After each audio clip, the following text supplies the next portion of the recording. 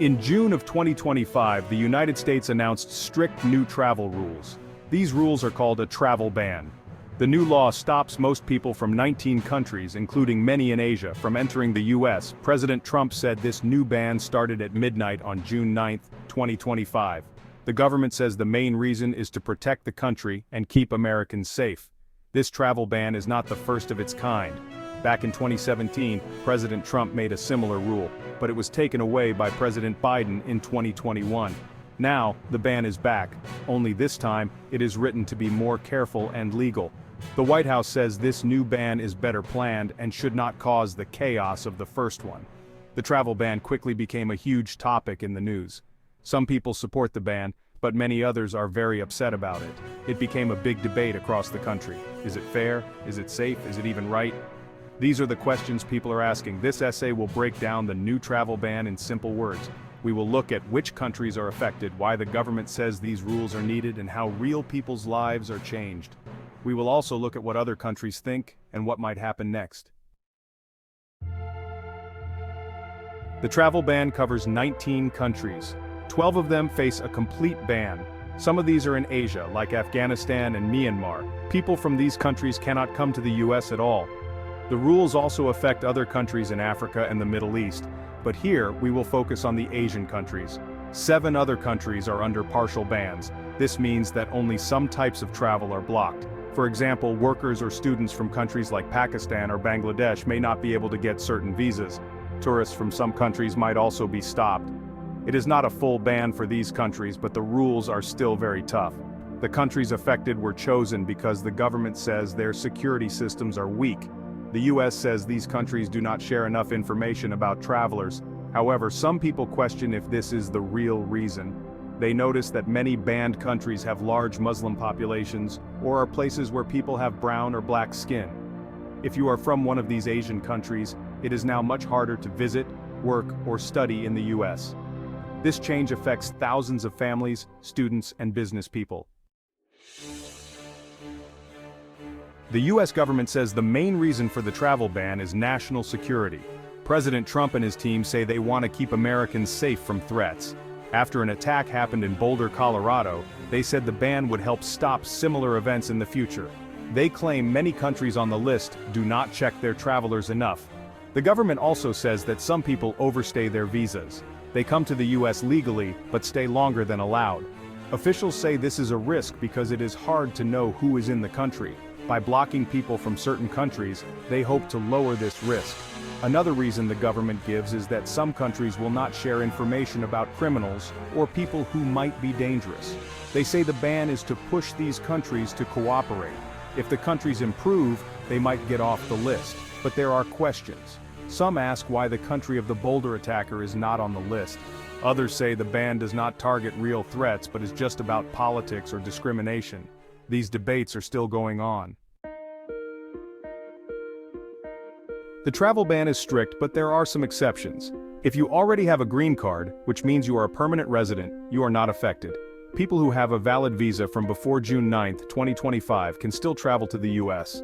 These rules are meant to avoid the confusion that happened in 2017, when even legal residents were stopped at airports. There are also special cases. For example, athletes coming for international sports events can sometimes get waivers. Some people from minority groups who are in danger in their home countries can ask for help.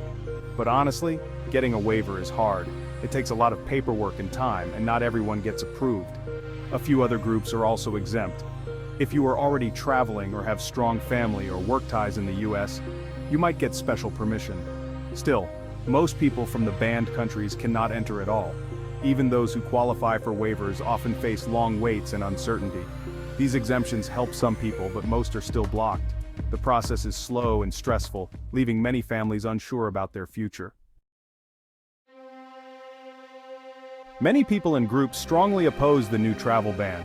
Civil rights organizations say the ban is unfair and targets certain races or religions. Groups like the Asian Law Caucus say the ban is about control, not safety. They argue that most people from the banned countries are peaceful and just want a better life. Critics also point out that there is little proof that travelers from these countries are a real danger.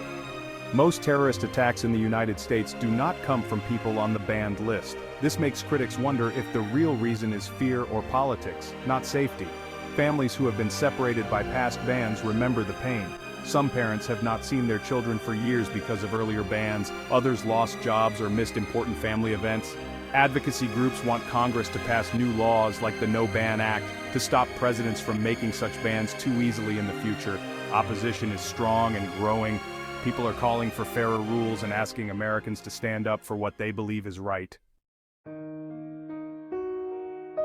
The travel ban has a deep impact on families. Many Americans have relatives in Asian countries on the banned list. Now, they cannot visit their loved ones even for big life moments like weddings, funerals, or births. Children are separated from parents. Grandparents cannot meet new grandchildren. These are not just numbers, these are real people feeling real pain. For people already in the United States, the ban creates a climate of fear. Some worry that, even if they have legal papers now, they might be affected by new rules in the future. There is stress, sadness, and uncertainty in many communities. Support groups have become very important, helping people understand their rights and get legal help. The ban has also broken up couples and stopped families from reuniting. For example, a student from Pakistan studying in the United States may not be able to see their parents for many years. A father in the United States might not be able to bring his wife from Afghanistan. These stories are happening again and again. The emotional cost is high. Many say it goes against the American value of keeping families together. Thousands of students from Asian countries dream of studying in America. Now for many, that dream is over.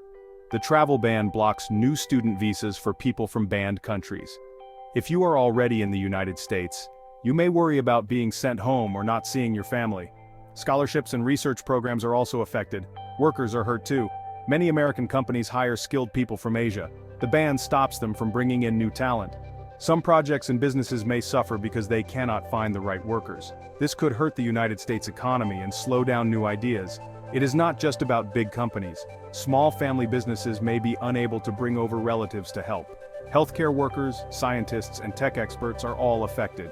The ban creates a shortage of skilled people and makes it harder for the United States to stay competitive. Everyday life changes. People cancel plans, lose opportunities, and feel left out. The loss is not just for immigrants, it is for the whole country. The new travel ban has caused a stir around the world. Leaders from the Asian countries on the list are upset. Some have asked the United States to explain the reasons for the ban. Others have warned that they might put up their own restrictions against Americans in response. International organizations like the United Nations have also spoken out. They say the United States is breaking the spirit of global cooperation. Some human rights groups call the ban unfair and ask the United States to think again. They worry that the new rules will hurt people who need help or safety. Some countries are trying to make deals with the United States to get off the banned list. They are promising to improve their security checks or share more information. But this is a slow process and may not help everyone right away. The travel ban makes it harder for countries to work together on issues like trade, security, and climate change. The world is watching closely to see what happens next. The 2025 travel ban is likely to be challenged in court. Many lawyers and rights groups are preparing to fight the rules. Congress might discuss new laws to stop similar bans in the future. The debate is not over yet, and the rules could change again. For now, families, students, and workers from the banned countries face many problems. The ban affects real lives, from missed family events to lost jobs and broken dreams. It also changes how people see the United States around the world. If you or someone you know is affected, it is important to stay informed. Many organizations offer free help and legal advice. Speak up and share your story if you feel safe to do so. Learn about your rights and keep up with the news. The future of the travel ban is uncertain. As the country debates security, fairness, and freedom, every voice matters. It is up to all of us to ask questions, seek answers, and care about how these rules affect people everywhere.